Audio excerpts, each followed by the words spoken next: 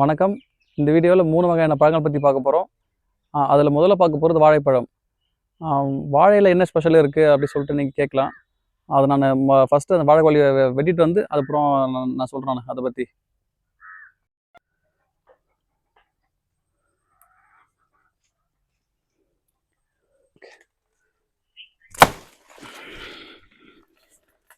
பிடிக்க முடியாது.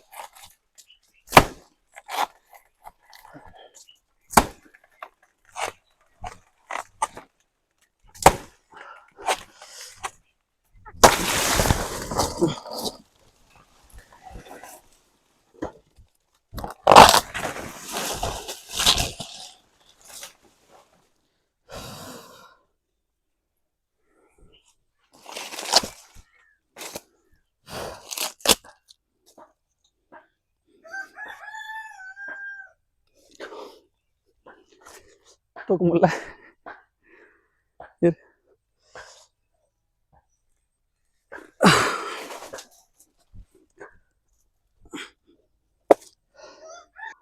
இதுதான் நான் சொன்ன வாழைக்கொலை.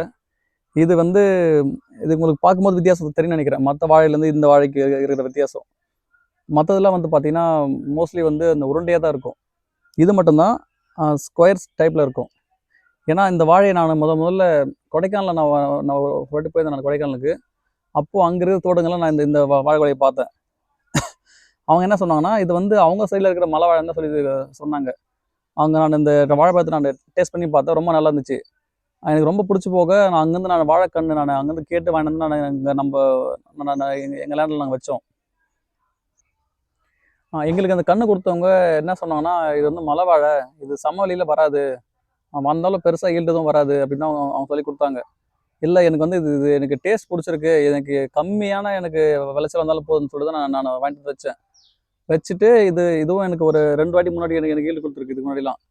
அப்போது நான் ஒரு வாட்டி இதை தெரிஞ்சுக்கிட்டு நான் இதை கேட்டேன், ஏன் மற்ற வாழைப்பழங்கள் இது கொஞ்சம் வித்தியாசப்படுது, ஏன் இது இப்படி இருக்குன்னு சொல்லிட்டு கேட்டதுக்கு அவங்க சொன்னாங்க இது மலை வாழை தான், ஆனாலும் இது நம்ம ஊர் சைடில் இதுக்கு என்ன சொல்லுவாங்கன்னா இது வந்து பேயன் வாழைன்னு சொல்லுவாங்க. இந்த வாழை வந்து சித்த மருத்துவத்தில் முக்கியமான இந்த பங்களிக்குன்னு சொல்லிட்டு அவர் சொன்னார். மற்ற பழங்களோட இது கொஞ்சம் டேஸ்ட் வித்தியாசமும் இருக்கும், மருத்துவ குணங்கள் இதில் கொஞ்சம் அதிகமாக இருக்குன்ற மாதிரி அவங்க சொன்னாங்க. இப்போ இதில் பார்த்தீங்கன்னா ஒரு சீப்பு கிட்ட வந்து பறவைகளும் அணிலும் சாப்பிட்ருக்கு. நாங்கள் ஏன் இது மாதிரி விட்டுட்டோம்னா இதுக்கு முன்னாடி எங்ககிட்ட 2 குலை இருந்துச்சு வீட்டில் சாப்பிட்றதுக்காக. ஸோ எங்களுக்கு ஆல்ரெடி தேவைக்கு அதிகமாக இருந்ததுனால நாங்கள் அதை பெருசாக கண்டுக்கல. சரி கொஞ்ச நாள் அவங்களும் சாப்பிட்டு போட்டோம் அப்படின்னு சொல்லி விட்டுட்டோம். இப்போ இது தேவைப்படுது, அதனால் இப்போ நான் இதை வெட்டிட்டேன். ஓகே, இப்போ பழத்தை கட் பண்ணி டேஸ்ட் எப்படின்னு பார்க்கலாம்.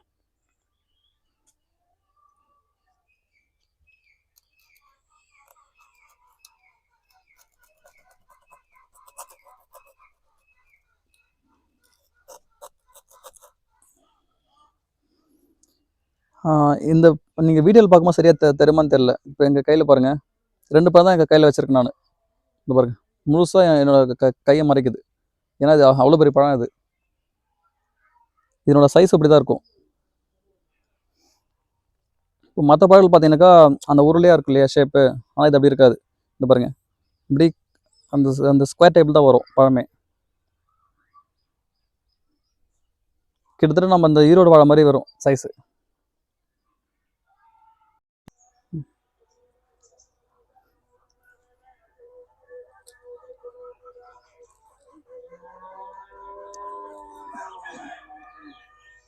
இது மற்ற பழங்கள் மாதிரி இல்லாமல் இந்த தோல் பார்த்தீங்கன்னா ரொம்ப ஹார்டாக இருக்கும். ஏன்னா இது அவ்வளோ நல்லா நல்லா திக்காக இருக்கும் இது தோல். ஆனால் பழம் அவ்வளோ ரொம்ப சாஃப்டாக இருக்கும்.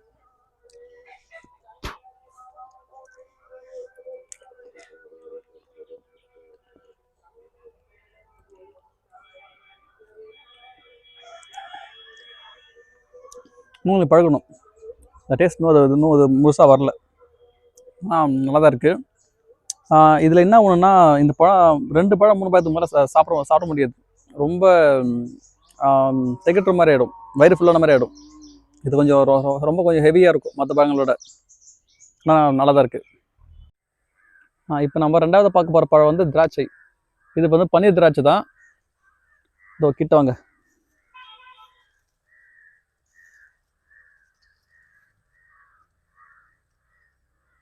இதுதான் இந்த செடியோட முதல் பழம்.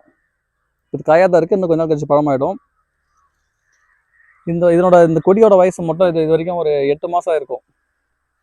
8 மாதத்தில் இவ்வளோ தான் படர்ந்துருக்கு. இன்னும் கொஞ்ச நாள் கழிச்சு பார்த்தீங்கன்னா இன்னும் கொஞ்சம் நல்லா நல்லா படரும்.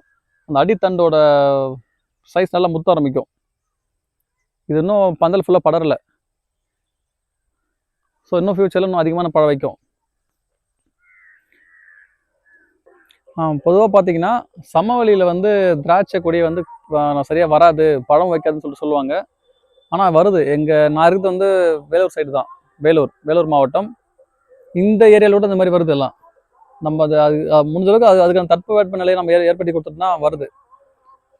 சில பேர் வந்து இன்னொரு விஷயம் சொல்லுவாங்க. அதாவது எங்கள் வீட்டில் வந்து கொடி ஓடிட்டே இருக்கு, ஆனால் வந்து இது வரைக்கும் நம்ம பூ வைக்கல, காய் வைக்கலன்னு சொல்லிட்டு சொல்லுவாங்க. அது முக்கியமான காரணம் பார்த்தீங்கன்னாக்கா, மெயின் ஸ்டெம்லேருந்து சில பேர் கிளைகள் பிரித்து விட மாட்டாங்க. அது மெயின் ஸ்டெம்மாகவே போயிட்டே இருக்கும். அப்படின்ற பட்சத்தில் நமக்கு வந்து காய் வைக்காது. இங்கே பார்த்தீங்கன்னா இதுதான் வந்து மெயின் ஸ்டெம்மு வந்து பார்த்தீங்களா. இந்த மெயின் ஸ்டெம்லேருந்து இந்த மாதிரி நாங்கள் கிள்ளி விட்டுருந்தோம். கிள்ளி விட்டதுக்கு அப்புறமா சைடில் பக்கவாட்டில் ஒரு கிளை பிரிஞ்சு வந்திருக்கு. அதுலேருந்து நம்மளுக்கு இப்போ ஒரு சின்னதாக ஒரு கொத்து வந்திருக்கு, திராட்சை கொத்து. இது ஃபஸ்ட் டைம்ன்றதுனால இந்த செடிக்கும் வயசாகலை, அதனால் இப்போதைக்கு இவ்வளோ தான் வந்திருக்கு. இதேமாதிரி பார்த்தீங்கன்னா அடுத்தடுத்து வர ஸ்டெம்முங்களில் நம்ம கவாத்து பண்ணணும். இந்த மாதிரி நம்ம பக்க கிளைகள் எவ்வளோ உருவாக்குறோமோ அவ்வளோ நம்மளுக்கு வந்து அதிகமான கிளை படர ஆரம்பிக்கும். அதுக்கப்புறம் அதுலேருந்து நம்மளுக்கு நிறைய ஈல்டு வர வாய்ப்பு அதிகமாக இருக்குது. ஸோ மெயின் மதர் ஸ்டெம்லேருந்து நம்ம சைட் பிரான்ச்சஸை நம்ம அதிகமாக உருவாக்கணும். அடுத்து மூணாவது பார்க்க போகிற பழம் வந்து ஆரஞ்சு. இது வந்து நம்ம நார்மலாக பார்க்குற சைஸ் இருக்கிற ஆரஞ்சில் இது மினி ஆரஞ்சு. சில பேர் இது வந்து டேபிள் ஆரஞ்சுன்னு சொல்லுவாங்க. இதனோட சைஸ் பார்த்தீங்கன்னா இவ்வளோ தான் இருக்கும், ஒரு கோலிகுண்ட் சைஸாக இருக்கும் அளவு.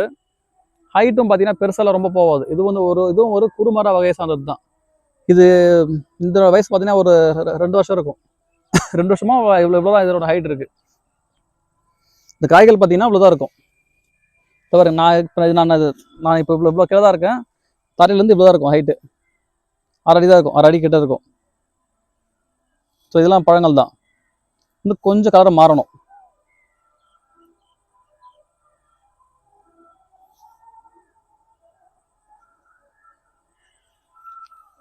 இப்போ இன்னும் கொஞ்சம் காய்கள்லாம் இதுக்கப்புறம் வச்சுட்டே இருக்கு பாருங்க.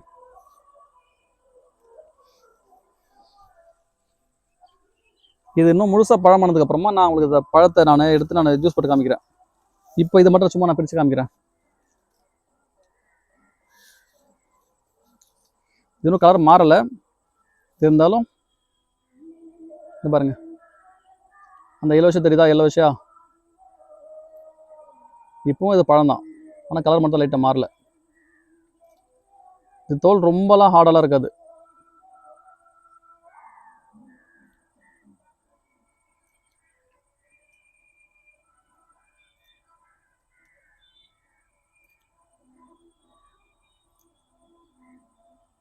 அவ்வளோதான்.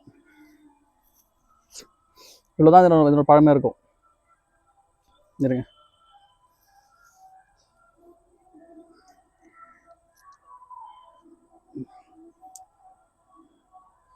ஜூஸ்லாம் ரொம்ப அதிகமாக வராது, ஒரு தான் கிடைக்கும் நம்மளுக்கு. ஆனால் இது நம்ம அப்படியே சாப்பிட முடியாது, ரொம்ப அது புளிப்பாக இருக்கும். நம்ம சர்க்கரை மிக்ஸ் பண்ணி ஐஸ் வாட்டர் மிக்ஸ் பண்ணால் நம்ம குடிக்கலாம்.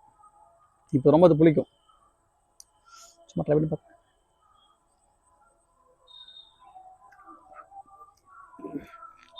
சாப்பிட முடியாது.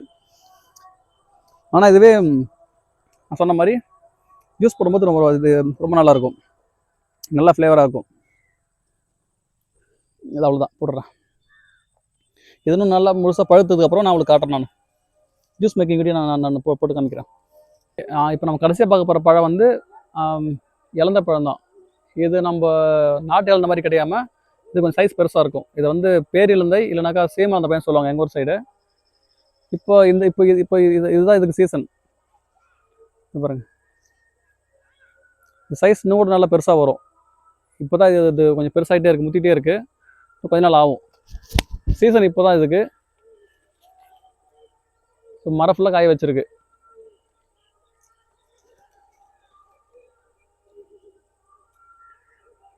இதை எடுத்து சாப்பிட்டு பார்க்கவும் இதில் எதுவும் இல்லை, நம்ம முத்துன மாதிரி எதுவும் இல்லை, ஒன்று ஒன்றா இருக்குது. இந்த இதை இப்போ சாப்பிட்டு பார்க்கலாம்.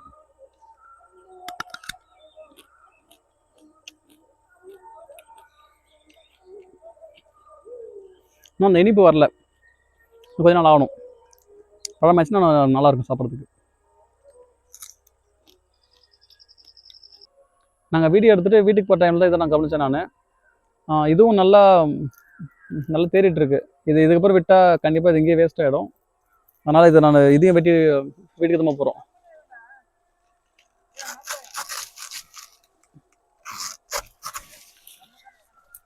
பாருங்க, கலர் நல்லா மாற ஆரம்பிச்சிச்சு இப்போவே. இன்னும் ஒரு நாளைக்கு இல்லை, நாளைக்கு மறுநாள் பழுத்துடும். போகலாம்.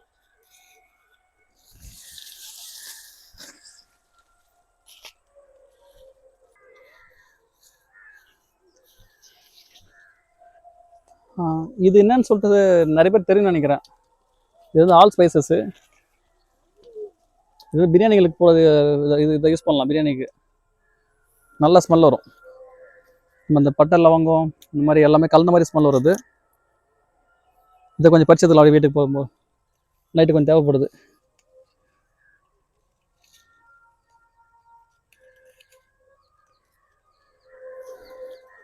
இவ்வளோ போதுமானதாக இருக்கும் ஒரு நாள் சமையலுக்கு.